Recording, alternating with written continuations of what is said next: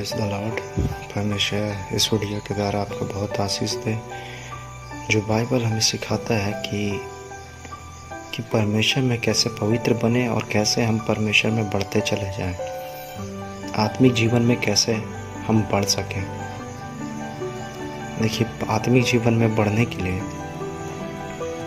आत्मिक जीवन तो हमें आत्मिक चीज़ें करना होगा, तभी हम उस आत्मिक चीज़ें में बढ़ सकते हैं।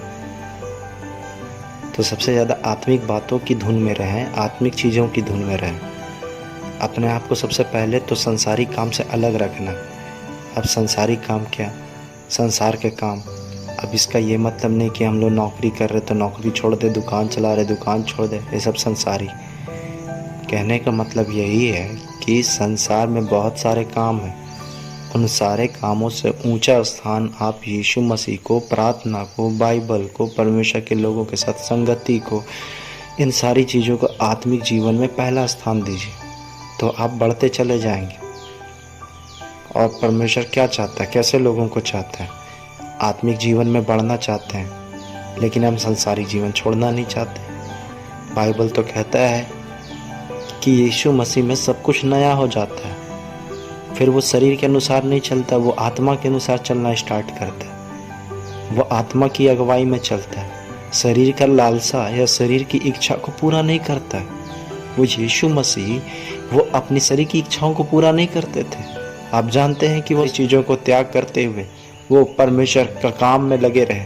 वो यीशु मसीह सारा कुछ होते हुए भी, राजाओं का राजा होते हुए भी मनुष्य बनकर इस संसार में आए। वो आत्मिक दुनिया में ज़्यादा से ज़्यादा प्रार्थना में रहे। यूहन्ना बपतिस्मा देने वाला, लोग उसे क्या क्या नहीं कहे। क्या वो जंगल में नहीं रहता था? वो मलमल के कपड़े भी नहीं पहनता था। वो एक आत्मिक दुनिया में जी रहा था, वो शरीर की चिंताओं में नहीं था। वैसे ही क्या हम संसार की चीज़ों में डूबे हुए हैं और हम चाहते हैं कि आत्मिक जीवन में बढ़े? ये कैसे संभव है? आप ही सोचिए ना, कैसे जब हम आत्मिक दुनिया में जीना चाहते हैं, आत्मिक दुनिया में बढ़ना चाहते हैं और दोनों तरफ लेके चलेंगे, समाज को भी देखना है, इसको भी देखना है, उसको भी देखना है। प्रभु तो कह रहा है कि मैं जानता हूँ कि तुम्हें क्या क्या आवश्यकता है, तुम पहले मेरे पीछे तो आओ, सब चीज़ें तुम्हें मिल जाएगा। ये सब चीज़ों की चिंता मत करो। परमेश्वर कैसे लोगों को खोजता है? अगर आप आत्मिक में बढ़ना चाहते हैं तो कैसे खोजता है वो परमेश्वर? कैसे लोगों को?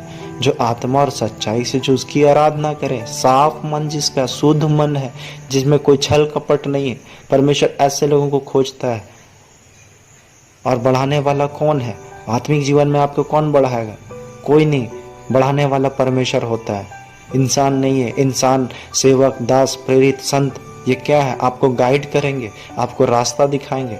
करने वाले तो आप हैं। बाइबल का वचन कहता है, चाहे कोई मेरा वचन सुने चाहे ना सुने, तुम मेरा उसे वचन सुना दो। क्योंकि परमेश्वर उसको देख रहा है कि उसे वचन सुनाया गया, उसके बावजूद वह नहीं चल रहा। वो परमेश्वर उसका हिसाब किताब करेगा। हमें जितना करना है हम करें, उनको बताएं, उनको सुनाएं सुसमाचार, क्योंकि ये हमारा कर्तव्य है। उनके लिए प्रार्थना करें, उनके लिए आंसुओं के साथ जागते हुए, सुस्त ना होते हुए लोगों के लिए, एक दूसरे के लिए प्रार्थना करें। बढ़ाने में, आत्मिक जीवन को बढ़ाना चाहते हैं? क्या आप घर में पारिवारिक प्रार्थना हो रहा है? क्या आप अपने खुद बाइबल पढ़ रहे हैं, समय बिता रहे हैं? क्या हम प्रभु के साथ बात करने के लिए, यीशु मसीह के साथ बात करने के लिए एकांत में जाते हैं? क्या हम पवित्र आत्मा को अपना सारा दिल का बात बताते हुए उसकी सहायता को चाहते हैं? क्या हम उससे मदद मांगते हैं कि जीसस हेल्प मी, यीशु मसीह मेरी मदद करो, पवित्र आत्मा मेरी सहायता करो संकट में? हर एक छोटा छोटा बात में, बड़े बड़े बात में क्या हम उसे पहला स्थान दे रहे हैं? क्या हम वचन सबको याद कर रहे हैं? क्योंकि वचन ही तो है जो हमें जीवन को बचाने में सहायता करेगा। वचन ही तो है जो हमें परमेश्वर की बातों को बता रहा है, सिखा रहा है। हम बढ़ना चाह रहे हैं, प्रभु के वचनों पर बढ़ना चाह रहे हैं, आत्मिक जीवन में बढ़ना चाह रहे हैं, तो आत्मिक बातों को लेना ज़रूरी है। यीशु तो आपसे प्यार करता है आज भी, लेकिन क्या आप उसमें बढ़ना चाहते हैं? केवल चाहत मत रखिए, उसके लिए कदम भी उठाइए, करना स्टार्ट कीजिए। यीशु मसीह आपको सहायता करेगा। पवित्र आत्मा आपकी सहायता के लिए खड़ा है, मदद करने के लिए। इसीलिए जितना हो सके घर में प्रार्थना स्टार्ट कीजिए। अपने बच्चों को बाइबल की बातें सिखाएं। खुद जब आप घुटना टेकेंगे, आंसू बहा बहा के प्रार्थना करेंगे, तो आपके बच्चे भी तो बढ़ेंगे, आपका भी तो आत्मिक जीवन बढ़ेगा। घर में अपने फ़ोन में गाना बजाइए, प्रभु का सॉन्ग बजाइए, जीसस सॉन्ग बजाइए। बच्चों को बाइबल की बातें सिखाइए। आप खुद बाइबल पढ़ेंगे, प्रभु के बारे जानेंगे तो ही बता पाएंगे। घर में वचन का पोस्टर लगाइए, तस्वीर लगाइए वचन वाला, जिसमें वचन लिखा हो, जिससे आपको भी वचन याद हो और आपका भी आत्मिक उन्नति हो।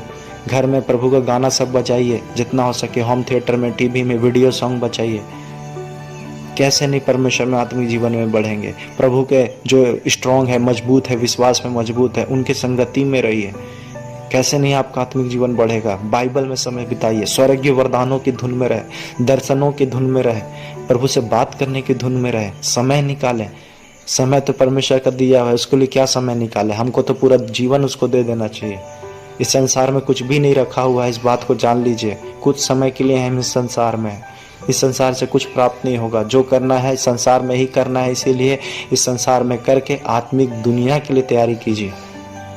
कितना साल आपको आत्मिक दुनिया में रहना है, सोच के देखिए। स्वर्ग में चले गए तो कितना साल, नरक चले गए तो कितना साल। तो क्यों हम यहाँ पे सोच रहे हैं कि यही हमारा घर है, यही असली जगह है। नहीं है ये असली जगह, ये काम चलाओ जगह है। यहाँ पे कुछ दिन के बाद से यहाँ से हर एक व्यक्ति को जाना है।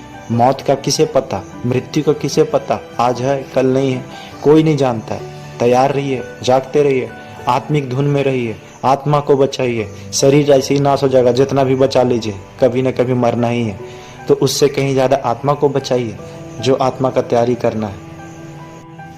जितना हो सके परमेश्वर के साथ समय बिताइए।